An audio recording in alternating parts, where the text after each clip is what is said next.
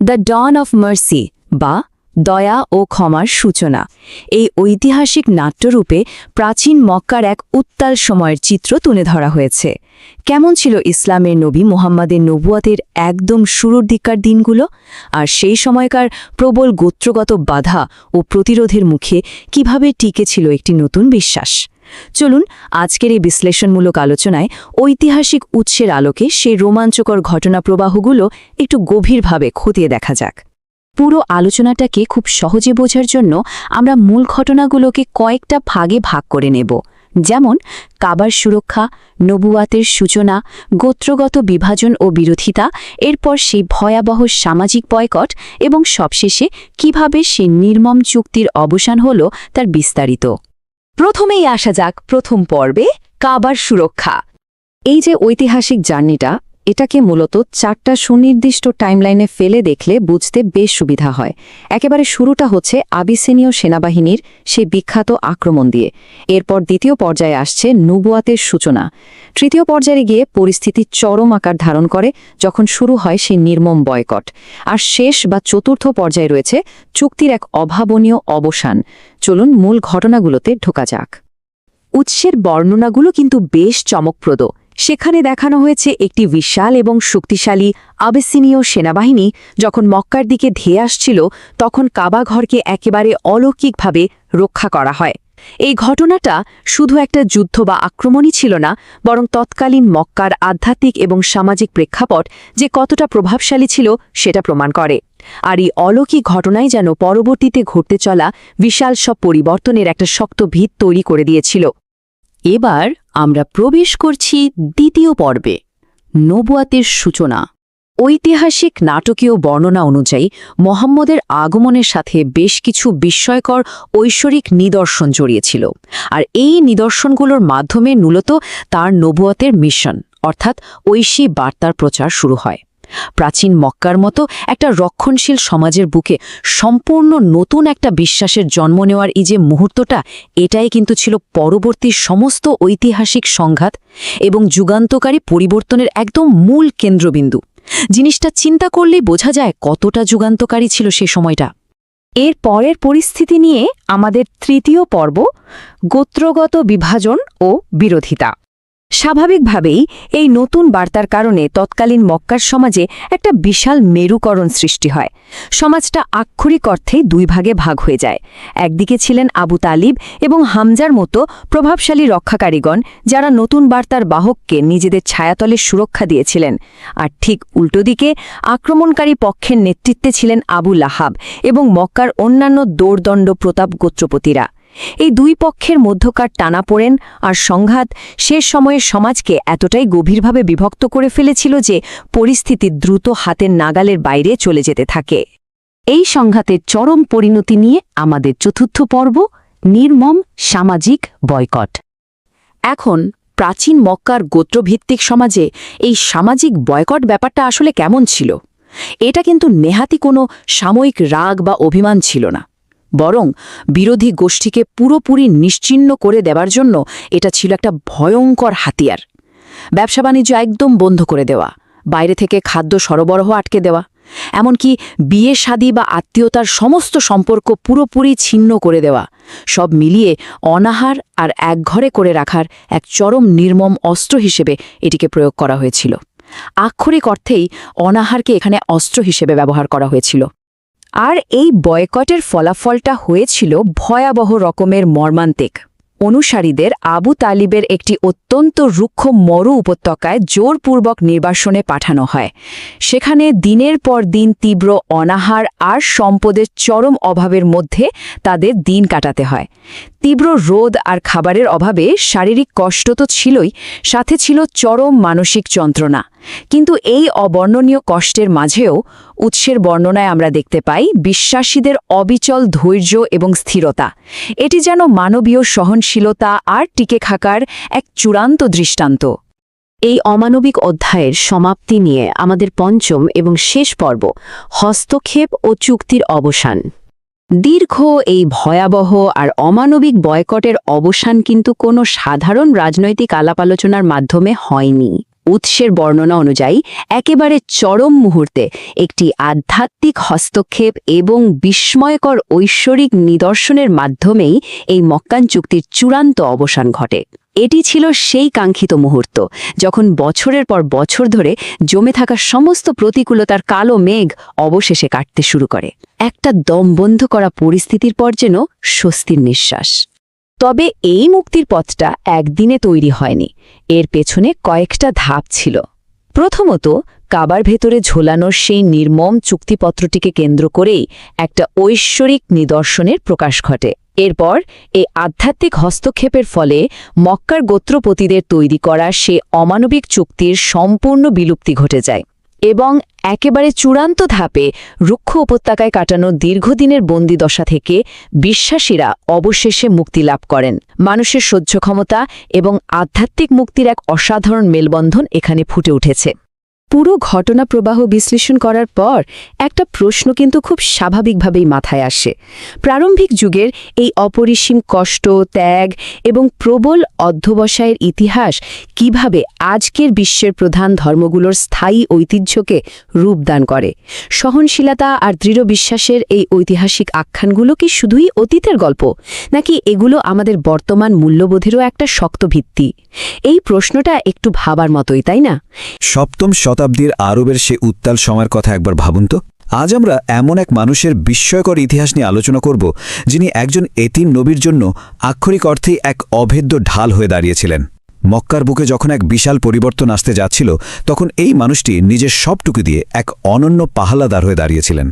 ভাবুন তো, নিজস্ব কোনো বিশাল সৈন্যবাহিনী বা অগাধ সম্পদ ছাড়াই কিভাবে একজন সাধারণ মানুষ একটি শক্তিশালী সাম্রাজ্যের বিরুদ্ধে বুক চিতিয়ে দাঁড়াতে পারেন, তাও আবার শুধুমাত্র একজন এতিম বালককে রক্ষা করার জন্য। এই প্রশ্নটাই কিন্তু আমাদের আজকের এই পুরো বিশ্লেষণের মূল ভিত্তি। চলুন ইতিহাসের পাতা থেকে সেই চমকপ্রদ উত্তরগুলো খুঁজে বের করি। প্রথমেই চলুন দেখি দাদার সেই ভারী আমানত এবং দায়িত্ব হস্তান্তরের বিষয়টা। মক্কার সর্দার আব্দুল মুত্তালিব তখন জীবনের একেবারে শেষ প্রান্তে।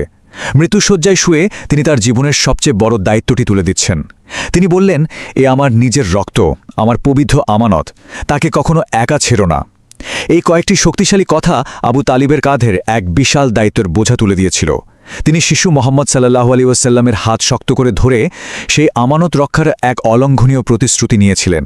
এখন এখানে একটা খুব ইন্টারেস্টিং ব্যাপার লক্ষ্য করুন। আবু তালেবের এই যে এত প্রভাব বা ক্ষমতা, এটা কিন্তু তার কোনো বিশাল ব্যাংক ব্যালেন্স বা সোনা দানা থেকে আসেনি। তার মূল শক্তিটা ছিল তার অটুট চরিত্র আর বনু হাশিম ও বনু মখজুম বংশের মর্যাদাপূর্ণ উত্তরাধিকার। অর্থবিত্ত হয়তো তার কম ছিল, কিন্তু সাহস আর সামাজিক মর্যাদায় তিনি ছিলেন একেবারেই অপ্রতিদ্বন্দ্বী। আমাদের দ্বিতীয় পর্ব, এতিম ভাতিজাকে বড় করে তোলা এবং আবিষ্কারের এক নতুন যাত্রা। আবু তালেব তার এই এতিম ভাতিজাকে এতটাই ভালোবাসতেন যে সিরিয়ার উদ্দেশ্যে করা একটি ব্যবসায়িক সফরেও তাকে একা রেখে যেতে পারেননি। মরুভূমির সেই তপ্ত রোদ আর হিমশীতল রাতের কঠিন পথ পাড়ি দিয়ে তিনি বালকটিকে নিজের সাথেই নিয়ে গিয়েছিলেন। আর কে জানত এই সাধারণ একটা সফরই ভবিষ্যৎ সম্পর্কে এত বড় একটা ইঙ্গিত নিয়ে আসবে। পথিমধ্যে এক মঠে বাহিরা নামের এক জ্ঞানী খ্রিস্টান সন্ন্যাসীর সাথে তাদের এক যুগান্তকারী সাক্ষাৎ ঘটে যায়। সন্ন্যাসী বাহিরা সুস্পষ্টভাবে সতর্ক করে বললেন, শত্রুদের হাত থেকে একে রক্ষা করুন, এর মধ্যে শেষ নবীর নিদর্শন রয়েছে। এই একটি সতর্কবাণী সবকিছু চিরতরে বদলে দিল। আবু তালিব তখনই বুঝে গিয়েছিলেন তার সাথে থাকা এই শিশুটি মোটেও সাধারণ কেউ নয়।